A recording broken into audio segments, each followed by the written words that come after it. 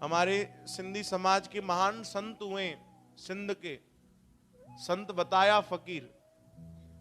वो भगवान श्री कृष्ण का भजन करते थे बड़े प्रेम से, बड़े भाव से, और गीता पर, भगवान की वाणी पर बड़ा भरोसा।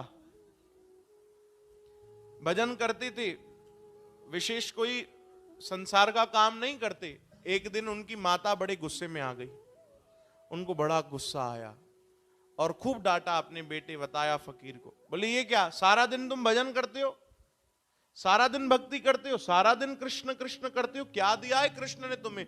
बोले मैया क्या नहीं दिया है, तुम बताओ क्या चाहिए? बोले अरे तुम छोड़ो, हमने महल तो नहीं मांगे भगवान से, और कुछ बड़ी चीज तो नहीं मांगी। अभी जाकर तुम रसोई में देखो, किचन खाली पड़ा है, भंडारे में कुछ भी नहीं, सारे बर्तन खाली, खाने के लिए कुछ नहीं। तुम्हारे भगवान की भक्ति करने का क्या लाभ है? माता ने बड़ा सुना दिया। अब संत बताया फकीर ऐसे संत थे जो भगवान को भी डांटते थे। आप हम ऐसा नहीं कर सकते, क्योंकि हमारी ऐसी भक्ति नहीं, हमारा ऐसा प्रेम नहीं, उनका ऐसा प्रेम था। उन्होंने कहा अच्छा मैया बर्तन खाली हैं? हाँ। बोले तो गलत बात है, तुम लिख कर दो तुम्हें क्या क्या चाहिए। बताया फकीर ने कहा तू लिखी दे अम्मा, तो के चाचा का पे। वो अम्मा भी उसने लिस्ट बना कर दी, आधा किलो शक्कर चाहिए, ये चाहिए, वो चाहिए, सब लिख कर दिया। बोले ये सब सामान चाहिए खाना बनाने के लिए। बताया फकीर गए, बाहर निकले, थोड़ा ही घर के आगे गए, खाली मैदान था, और सर ऊपर करके भगवान को देखने लगे। ये सच्ची घटना, ध्यान से सुनना। ऊपर देखने लगे और भगवान को डांटने लगे। बोले वाह, यही फायदा है तुम्हारी भक्ति करने का प्रभु, हमने तुमसे और कुछ तो मांगा नहीं, और कुछ तो लालच की नहीं, तुम्हारा भजन करते निरंतर। और गीता में तुम्हारी तो वाणी है कि जो निरंतर मेरा भजन करता है, जो मेरी शरण लेता है, उसकी सारी जिम्मेदारी मैं लेता हूं। अब लो ना जिम्मेदारी। भगवान को कह रहे अब कहां गई तुम्हारी जिम्मेदारी प्रभु? मेरे घर में खाना नहीं खाने के लिए, वो अम्मा मुझे डांट रही, तुम्हारा भजन करें कि ये सब देखें?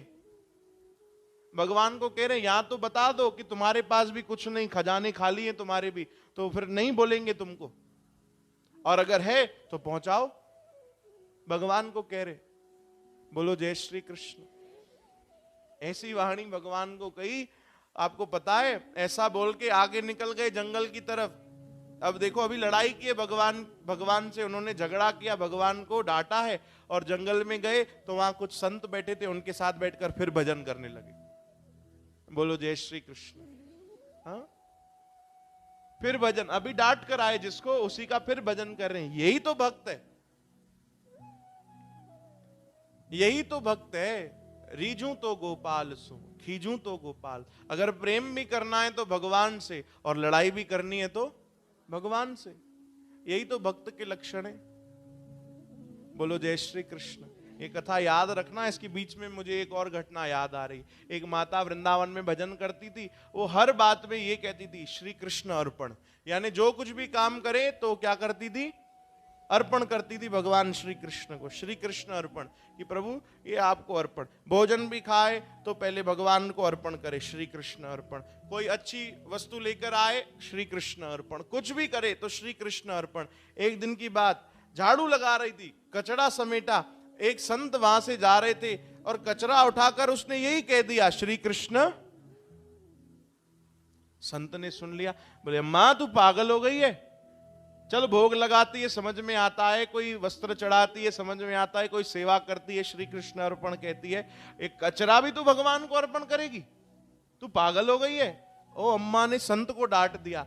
बोले पागल मैं नहीं, पागल तो आप लग रहे हो। बोले क्यों, हमें क्यों पागल कह रही है?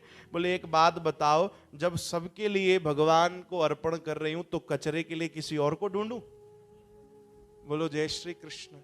जब सब कुछ उसे अर्पण किया है, अरे खुद को भी जब उसको अर्पण कर दिया है, तो कचरे के लिए छाम जो ब्यो कोई यार गोलियां। बोलो जय श्री कृष्ण।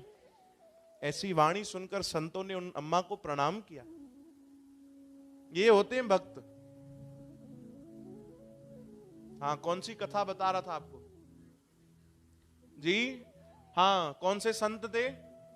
नाम बताओ, ता ना बताओ अभी भाई, इन्हन के बुधाना दियो, बताओ। रायपुर वाले नहीं, हाँ बताओ। संत जो नालो चाहो, जेकी सिंध जा महान संत है असांजा। हाँ,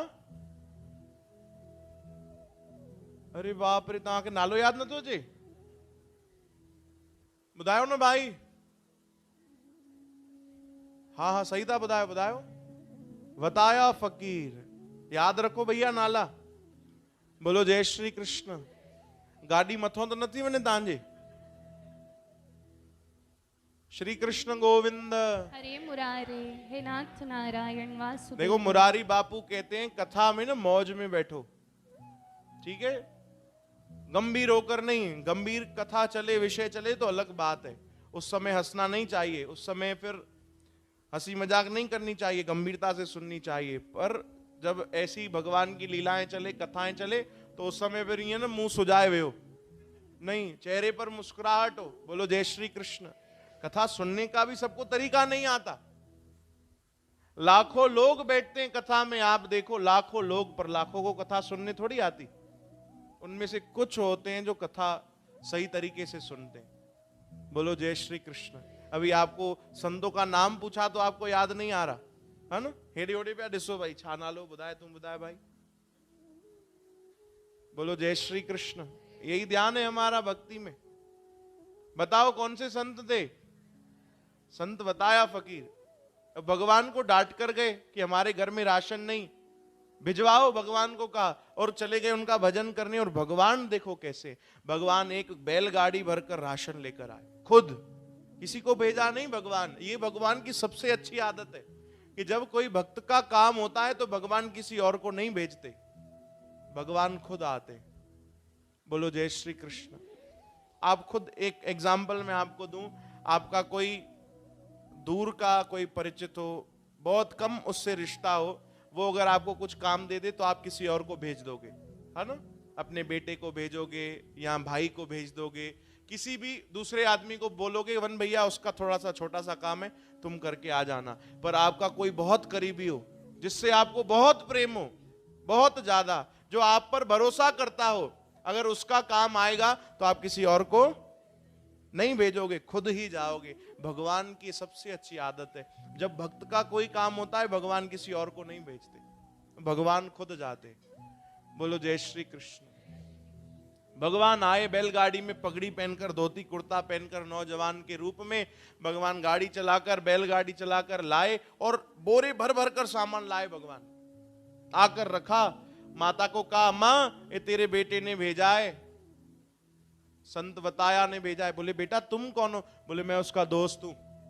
भगवान कह रहे मैं उसका दोस्त हूं, ये उसने भेजा है, सामान जो जो तुमने कहा था ना, जितना जितना कहा था उससे बहुत ज्यादा है। बोलो जय श्री कृष्ण। भगवान रखकर, हाथ जोड़कर भगवान वहां से चले गए। अब शाम हुई, संत बताया फकीर जब अपने घर वापस आए तो माता ने कहा बेटा इधर आओ इधर आओ। बोले हाँ अम्मा क्या हो गया? बोले कहा थे डाकू वाकू है तो ईशा? बोले छो अम्मा ही छोटी चाहे इतना सब सामान कहां से लाए, इतने पैसे कैसे हुआ? और वो नौजवान कौन था जो बड़ा सुंदर था? बोले क्या बात कर रही हो? बोले देखो ये सब सामान तुमने ही तो भेजा है। बोले कौन आया देने? बोले एक नौजवान बड़ा सुंदर, बहुत सुंदर एक युवक आया, उसने कहा मैं तुम्हारे बेटे का दोस्त हूं, आने में देर हो गई, ये सब सामान रख कर गया।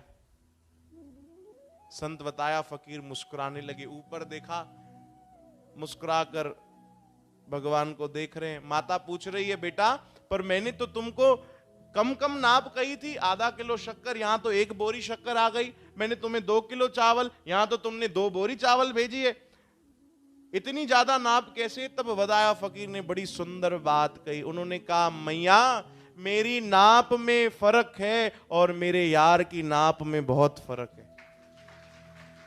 बोलो जय श्री कृष्ण। मेरी नाप और मेरे यार की नाप में बहुत फर्क है। मैं तो थोड़ा ही मांगता हूं पर वो भरपूर देता है। बोलो जय श्री कृष्ण।